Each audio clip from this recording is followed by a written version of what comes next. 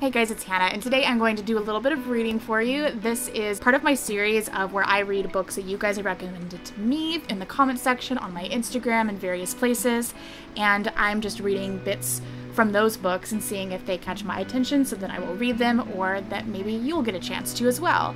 And plus it's like a nice relaxing-ish video, though I do apologize for the sound. It's very hot. I have a fan like right here. I hope it's not too obtrusive, but I'm just gonna jump right into it. I'll let you know what books I'm gonna read today. I think I'm going to read Secret Lucidity by E.K. Blair, Bad Things by R.K. Lilley, which I actually do have a review for, and what else? I'm gonna read something by Jessica Hawkins, because I've had quite a few of hers. God, I miss R.K. Lilley's books. I remember I freaking loved her books. So chapter 1, this is from Danica's perspective. I had the strangest shiver of premonition rock my body the first time I heard Tristan's voice. I heard it from a room away as he said something offhanded to my boss, and I still knew somehow that he would change my life. I had an unruly armful of clean laundry and 5 dogs crawling around my legs in my boss's cramped laundry room when I heard the front door open and 2 men chattering as they entered the house. I wasn't alarmed. It was a chaotic sort of house, with all sorts of people coming and going at all hours of the day, and I recognized the sound of Jerry's voice instantly. The other man that spoke was a stranger, but his voice was deep, and it sort of rumbled through the house until it reached me. I had an instant and positive reaction to it. I had mixed feelings about men in general, having a rather sordid past with them as a whole, and having recently gone through a nasty breakup with a real piece of work. My ex had been an out-of-work pothead loser, and he hadn't been the first loser I'd wasted my time on. Still, I knew right away that I adored the sound of that deep, masculine voice. I dropped the pile of clothes into the clean laundry pile in the clean corner of the room. My laundry skills were negligible, to put it nicely. I worked for Jerry and his ex-wife Beverly as a live-in nanny, housekeeper, dog walker, pool girl, gardener, whatever they needed me to do. It was well understood that I pretty much sucked at the housekeeper part of that arrangement, but it seemed to work for all of us.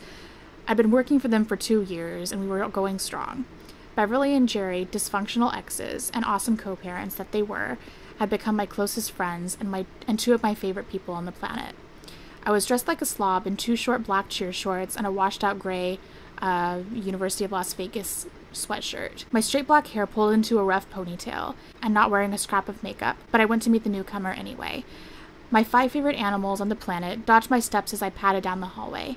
Jerry's back was to me as I turned the corner from the hallway into the black, stone-lined entryway, with the stranger facing me. I saw at a glance that the stranger was young, sexy as hell, and straight-up trouble, with a capital T. I knew trouble when I saw it. It being a very old friend of mine. Trouble for me was this nasty little self-destructive streak that I'd never quite been able to shake. A theme song that even played in my head when I felt the big T getting close. 4 Kicks was that song, and it cranked up to full volume with my first glance at him. He was tall and built like a linebacker, both muscular and massive. He wore a tight-fitting black t-shirt that showed every starkly muscled inch of his chest. His tattooed arms were folded around his chest in a casual, tentative stance, but his presence commanded the room. His face was handsome, with clean, even features that dominated by pale golden eyes. He had a straight slash of a nose with a rounded tip that would have brought him from handsome to pretty if he weren't so damned big, and full lips with a wide mouth that popped killer dimples at me as it hitched up playfully. Those dimples were pure big T. His pitch-black hair was cropped short, with dark stubble lining his jaw. His easy smile was playful, but it still managed to be sinister. It was a heady combination for someone who was on a first-name basis with the big T. Jerry turned to see what the other man was smiling about. He was a middle-aged man, short and balding with slight build. His face was far from handsome, with close-set eyes and a big nose, but I thought he had one of the best smiles in the world. "Danica," Jerry said with a world-class smile, "this is my buddy Tristan. He's going to be crashing on the couch for a few days. He's, between residences." I mentally groaned. Bev was going to kill him. One glance at Tristan and I knew he wasn't just a buddy. Jerry had a spotted history with helping out what he always thought to be the latest rising star. He had a big dream of managing the next big rock band, and he took those dreams to extremes. He and Bev were both technically attorneys, but she was the only lawyer in the house that you could call employed. Jerry was too busy collecting unsigned bands to practice law. I gave Jerry a pointed look. "Bev is going to string you up. She said if you brought home one more out-of-work musician that she was going to kick you out, and then I would get upgraded to a bigger room. He grimaced. Now, don't go jumping to conclusions. Tristan has a job. Look, he's not even carrying a guitar. I eyed Tristan up. What's the job? Jerry answered him, which let me know that he was full of it. He's a club promoter. I rolled my eyes. Is that the best you can do? That's Vegas code for unemployed, Jerry. My pothead ex-boyfriend even calls himself a club promoter, and I don't even think he leaves his house. You need to think up something better before Bev gets home. Tristan laughed, not even looking slightly offended by our exchange. I am a club promoter, and I do also happen to be in a band, he said in a low, sexy drawl. Oh Lord, I thought. 4 Kicks by Kings of Leon playing at full volume in my head as I heard his voice at close range. And I tried to pretend that I hadn't even heard his sexy as hell laugh. My foot is asleep, and this is painful. But I love her dialogue that she has in her books. It's just very flowy, and it's good. I love how she writes dialogue. I need to read more of her things. So I'm going to go ahead and go with Slip of the Tongue by, what's her name? Jessica Hawkins. So chapter 1. The man who just stepped out of 6A doesn't notice me staring. He shakes out his honeyed brown hair like a boy after a bath, and wipes his temples with his sleeve. He rolls his neck. Watching him, I feel like an intruder in my own apartment building. It's the jingle of Ginger's dog tags that make him look over. He tilts his head, studying me. Hello again. I squint. The 6th floor was never built well. Warm light bathes the beige walls and the carpet the color of dead leaves. I let Ginger pull me down across the hall. She wants to smell this new person. She wants me to smell this new person. She wants to smell this new person, and I want a better look. When we make eye contact, my heartbeat snags as it might for a new lover, because he isn't familiar. I don't know him. Sorry, have we met? I ask. He doesn't respond, as if he's waiting for me to go on. But it's a pretty straightforward question. I'm not sure where to look. His soulful green eyes, or a bottom lip that sticks out like his default expression is a pout. He licks it with an easy smile, and once again, I'm staring. I must have mistaken you for another neighbor, he says. Just moved in yesterday. You're 6B? He points to his chest. 6A. I stick my coffee thermos under my arm and shake his paw of a hand. That's a weird expression. Then he ruffles Ginger's polished penny red fur. I love that description. So far, obviously, I'm getting very caught up in how she's writing this. I've never read anything by her, and I already am kind of sold. I really like how she's describing things. I'm a sucker for descriptions. That can get me all day long. I love that. He then ruffles Ginger's polished penny red fur, but watches me, and I forget that moments ago I was sad, lonely, confused. Now, still a little confused, but not in the way that makes my brain and chest hurt. Welcome to the building. Since I'm already behind schedule thanks to this unplanned dog walk, I tug the leash. Let's go, Ginger. If you wouldn't mind, he says as I continue to the elevator. Can you point me in the direction of a good breakfast spot? Something hearty? I glance back. If you wouldn't mind, he says as I continue to the elevator. Can you point me in the direction of a good breakfast spot? Something hearty? I glance back. His back is arched, his large hands spread over his stomach. The corner of his mouth is quirked. He's kind of a hunk, and I think he knows it. I contain my smile, even when I realize it's my first genuine one in days. There's a diner on the corner. I begin to sweat, my hands in my gloves, my neck under my scarf. I hadn't planned to be indoors this long. His expression is eager, though, like he's asking an old friend for help. Don't be scared off by the smell. It's good. Which corner? Lexington. Ginger whines. I shouldn't even be standing here. I'm verging on late for work. Suddenly, though, that seemed less important than welcoming my new neighbor. We're headed downstairs. I'll show you. That'd be great. He heads past me down the hall to the elevator first, where he pushes the button. Ginger and I catch up as it arrives, and he holds the door open for us. The space feels small with him in it. He's big. One of those guys who could jump and knock his head on the ceiling of the subway. One of those guys who can make the whole city feel small. He glances up at the digital numbers, his hands stuck in the pockets of his hoodie. Won't you be cold? I ask, eyeing the thin material. Nah, my heater's busted. It won't turn off. It has to be over 80 degrees in my apartment. I had the opposite problem when I moved in.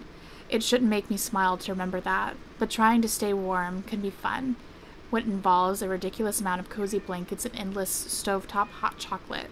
I can deal with the cold, he continues, then groans. The heat, though, Jesus, I could not sleep. I understand that. I've been up for hours, moving boxes around the apartment. Finally, I had to come out for the fresh air. You can only remove so much clothing, you know? Okay, I'm sorry. My camera keeps dying. I do want to keep reading this. In fact, I'm going to buy this right now. This is my first one that I was like, I'm immediately buying this. I love it. I love it. Again, it's the conversation. I'm a sucker for that. I'm a sucker for really good descriptions. So this feels really good so far. And I'm really into it. So I'm going to actually buy this. So yay for that. So I found a little book for myself. Hopefully you guys found something that you like. Chapter 1. Only 3 more minutes left of my junior year. 3 more minutes until the summer begins. I can't wait to officially be a senior, Lindsay says, twirling a lock of her golden hair from the desk next to me. I know, it's going to be great. I need to find a boyfriend before the end of the summer, though. There's no way I'm starting senior year a singleton. A relationship is not what you want, and you know it. She rolls her eyes and laughs in agreement. Let me rephrase that. I need to find a boy to kiss who's loyal to me and only me. We both laugh. Most people find her Spitfire personality over the top, but not me. Lindsay and I have been best friends since middle school when her family moved here from Los Angeles. When she was born with sunshine in her hair, while I was born with red dirt in mine. Oklahoma, America's heartland, where nothing exciting ever happens, has been my home since birth. The day Lindsay arrived was the day the state notched up on its coolness meter. Sit down, boys, Mrs. Lancaster groaned from behind her plastic-rimmed glasses, which sit crooked on her face. Our teacher, whose expiration date had come and gone, still shows up loathing each day more than the one before. High school guys are so annoying, Lindsay said about the kids in the back of the class who are making a ruckus. I tune out the obnoxious testosterone behind me and turn back to my friend. What time do you want me to head over tonight? Whenever. Sooner rather than later, though. Okay, well, I'm gonna hit the water for a while and get some laps in. You never quit, do you? Smiling, I grab my backpack from the back of my desk, and the second hand nears the end of the final rotation to freedom. If I'm being completely honest, I didn't know this is a book based in high school. It's not 100% my thing. And these, from experience, because these used to be my thing, they take a while to get going. So I'm gonna skip a little bit ahead. Like a lot. We pull out of the parking lot, which is nearly empty at this point, and I turn to my seat. Hey, Dad? He acknowledges, turning the car out to the main road. I was wondering if you would consider extending my curfew tonight. Nothing good happens past 11 o'clock. I roll my eyes. Nothing good happens ever, Dad. Then why do you want to stay out? Because it's my last summer before senior year, because I want to hang out with my friends, because I deserve it, because I make straight A's, because I never get into trouble, because you can trust me. I give him an exaggerated smile when we come to a stop at a red light before adding, and because I never do anything to disappoint you. You know how much I love you, right? So is that a yes? He hesitates and then looks at me with a hint of a smile. You make a compelling argument, sweetheart. I learned from the best. The light changes to green, and I keep my eyes fixed on my dad. His handsome face is marked by years of laughter. When I see a truck coming towards us, the lines etched across his eyes splinter into fractals that reflect a kaleidoscope of colors and lights. Tires squealed loudly, piercing my ears like needles. An explosion of glass deteriorates around us with a crashing so loud, I feel the reverberations inside the depths of my chest. I can't breathe. Everything moves in slow motion as metal shears its way off the car, screeching against the pavement as we are plummeled across the intersection. Fire spits its flames through my scalp when my head collides with the glass, and I'm thrown through the passenger side window. My dad blurs as distance grows, and the space between us is severed by a spray of glittering shards that sprinkle around me like shooting stars through the blackened sky. So if you have any other books that you would like to recommend to me, let me know down there. Also, out of these books, which one's your favorite? Which one's your least favorite? Do you plan on getting a sample yourself, or have none of them really piqued your fancy? I'm curious to hear your thoughts. I'm like Word Vomit City when I get home.